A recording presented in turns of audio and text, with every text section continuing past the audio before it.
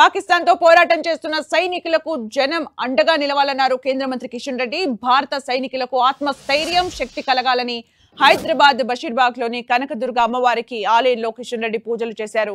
పాక్ దుశ్చర్యలకు వ్యతిరేకంగా భారత సైన్యం వీరోచితంగా పోరాటం చేస్తుందన్నారు.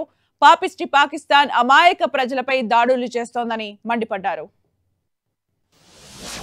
మన సైనికులకు ఏదైతే దేశ రక్షణ కోసం, దేశ సమైక్యత కోసం, దేశ సమగ్రత కోసం పోరాటం చేస్తున్నారో, ప్రాణాలు తెగించి పాకిస్తాన్ యొక్క సైన్యంతో, పాకిస్తాన్ ఉగ్రవాదంతో పోరాటం చేస్తున్నారో వాళ్ళ సైనికులకు అండగా మనము అన్ని దేవాలయాలలో పూజలు చేయాల్సిందిగా అన్ని వర్గాల ప్రజలను కోరుతా ఉన్నాను.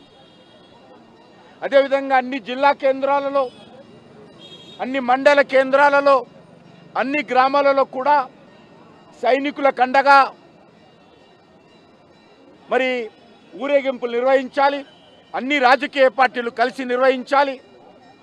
అన్ని కుల సంఘాలు, అన్ని వర్గాల ప్రజలు, విద్యార్థులు, యువకులు, మహిళలు అందరూ కూడా కలిసికట్టుగా సైనికులకు అండగా నిలబడుతూ ఊరేగింపులు నిర్వహించాల్సిందిగా నేను తెలుగు ప్రజలందరినీ కోరుతా ఉన్నాను.